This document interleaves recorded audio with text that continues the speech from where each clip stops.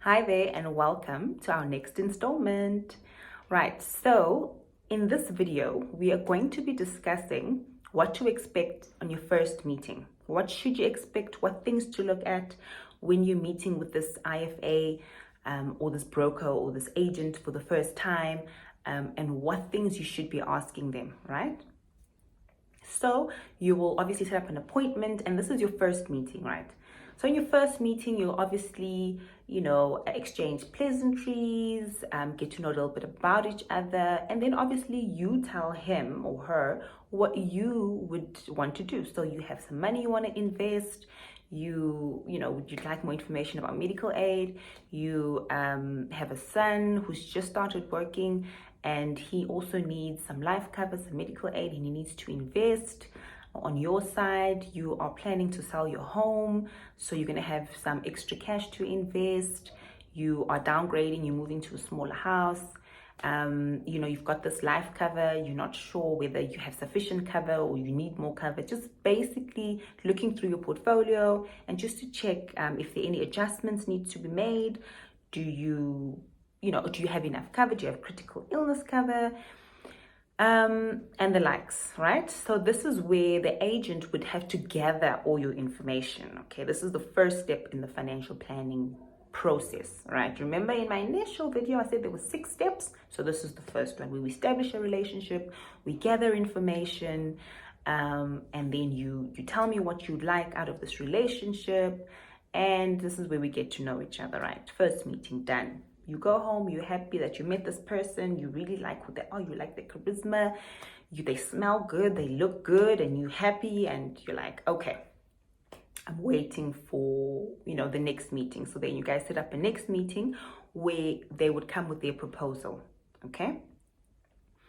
Then in the next meeting, in the first meeting, I would say in the first meeting, usually happens in the second meeting, but in the first meeting, the agent needs to present themselves, right? So they need to say, I am from Meg's Financial Planning Company, and my name is Meg, and I've got 10 years working experience. I've got a degree. I've got, my qualifications. I've got a CFP. I've done all your regulatory exams, XYZ, and this is me, all right? And then you're like, Meg, nice to meet you and whatnot. Then Meg whoops out a few documents. So the first document, so different companies or different FSPs will name their documents differently. But according to the FSCA and FAIS legislation, the guidelines are that there needs to be some sort of disclosure document, okay? So in our company, it's our initial disclosure document, okay? On this document, the FSP needs to represent themselves. It's Meg's Financial Services Provider, Pty Limited, all right? It must have a registration number and it must have a license number. All FSPs need to be licensed. And remember, they're licensed by the FSCA, okay? The Financial Services Conduct Authority. Remember from a previous video, the information that the FSCA gave you to say Meg's license number is 1234 is the same license number that you should see on this disclosure document, okay? So then you remember, you're like, oh yes, I did see 1234, that's their license, they're registered, okay. Then I am representative for Meg's Financial Services Provider, right? And these are my qualifications. I have a qualification I've got a BCom in financial planning. I got it in 1986. And then after that, I did my master's in 1992. And then, basically your CV and your qualifications. Then in 2002, with the new legislation, I had to become a certified financial planner. So I did the board exam. Great. So tick, tick, tick, qualifications done, check.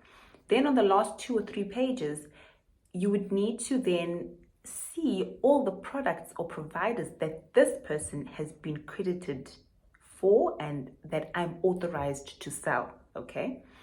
Then you'd also need to check whether it's a category 1 or category 2 brokerage. Category 2, we can execute instructions on behalf of the client. Category 1, We were limited to do that, and we just offer financial services and advice. Okay, so check, are they Cat 1, are they Cat 2? Cat 3 and 4 is for different designations. So all that information is on your disclosure document. Whenever you meet with a new advisor, they will give you this disclosure document for you to sign, because now you sort of getting into contract. It's like contract documents, it's between me and you. This is our contract. I've disclosed who I am and you've seen who I am. So yes, I will sign. Disclosure document is always signed by both parties, the client and the wealth manager, right? Second document would be the service level agreement document, right? Service level agreement, just basically a summary, is that this is what we have agreed upon, that I will offer intermediary services. This is my service level agreement to you, that I will give you advice that is pertaining to. So then you'd have a block where it says pertaining to either estate planning, investment planning, offshore planning, medical aid advice, short-term insurance advice, whatever advice that we agree that I'm going to give you. We tick those boxes to say this is the service that I will give you, and you agree that you need the service from me, right? Then within the documents, so in our company, ours is a 7-page document. Different companies obviously will work differently, but basically it's a contract between me and you to say that this is the type of service. Then there's also another section that the FAIS, that legislation says that you need to, at least a client needs to receive their portfolio and a review of their portfolio at least once a year. So then we discuss to say, okay, maybe once you've signed on as a client, we can do it biannually, right? I can give you a review of your portfolio in the beginning of the year. In January we can meet, and we can meet again in June. All right. But it's not always limited to that. Whenever you need to see the IFA, you can see them at any time, right? But this is just contractual based. Yes, I will present a review twice a year. All right. Then you'd obviously initial each page. I would strongly advise that you read every single word of your service level agreement and your disclosure documents, so that you understand the type of contract you're getting into with your service provider. Also, you need to know that, and in that document, in the service level agreement document, would be the ombudsman's details. So the ombudsman is you'd get different ombudsmans for life insurance, for short-term insurance, for medical aids. Just basically, if you're disgruntled, or if you feel like, this advisor and this FSP, they're not looking after me the way they said they would, then you go to the ombud to go and put in a formal complaint at the ombud. All that information needs to be on these documents, okay? So you need to make sure that you read through these documents before you get into a relationship with any FSP or any broker, okay? Then you'd obviously initial and sign each page, and that would be the contract, okay? Those are the documents that you would need to sign, all right? And you need to make sure that you do have these documents. If they don't present you with any documents, then they are not obliged to keep their end of the deal. They're not obliged to service you. They're not obliged to give you a review. You'll just sign and you'll never see them again. It's like, no. And you need to keep a copy of all your documents, so that if there is at a later stage, you feel like you need to go to the ombudsman to go and complain, you have the documents that you signed with your financial advisor. Whether they're electronic or physical, doesn't matter. Just have a copy of what you've signed. Then another important document would be a risk profile. So this is even before they go and establish or generate a proposal for you. They need to know what type of risk appetite do you have for investing. Number one, they look at your age. Number two, they look at the term, the horizon. How long do you want to invest for? Number three, what is your risk appetite? How quickly do you want to make a return on your money? Do you want to go aggressive? Because aggressive means more losses but greater returns. So that's high risk.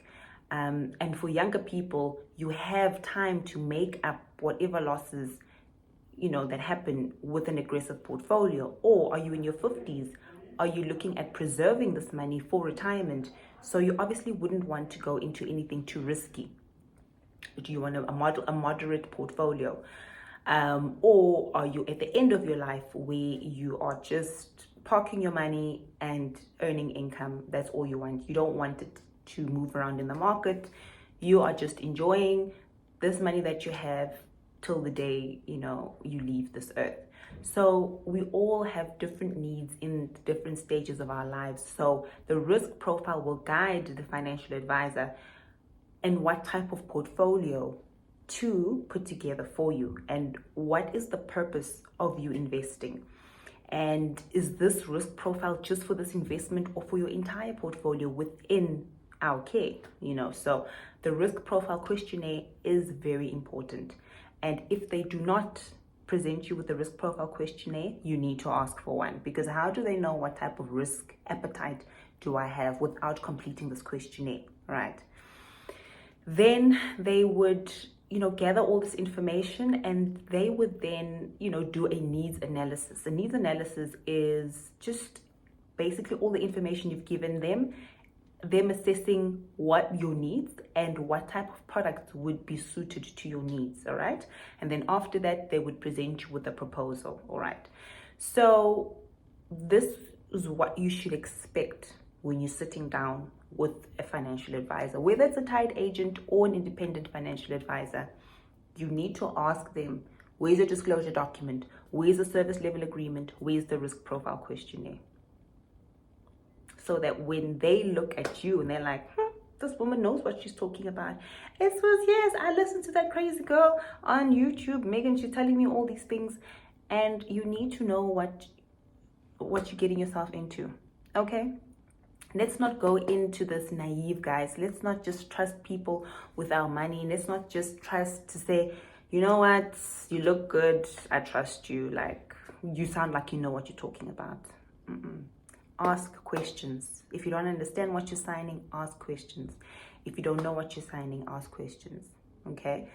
And if you need any more information, please comment down below, ask me questions, and I'll be glad to answer all your questions. And thank you so much for taking out the time to sit with me. In our next video, now that we've established that we need financial advice, we've established who we're dealing with, we've established the type of documents they should present to us, let's see what we'll talk about next time. So now I want to get into the products. I want to get into the nitty-gritties, whether we're getting into life cover, investments, short-term insurance, medical aid, I don't know. So we'll see in our next video what we're going to talk about. So I can't wait to see you. Let's stay educated. Let's stay motivated. Until I see you again, like and subscribe. Share this information. Turn on your notifications for the next video. I'll see you soon. Bye.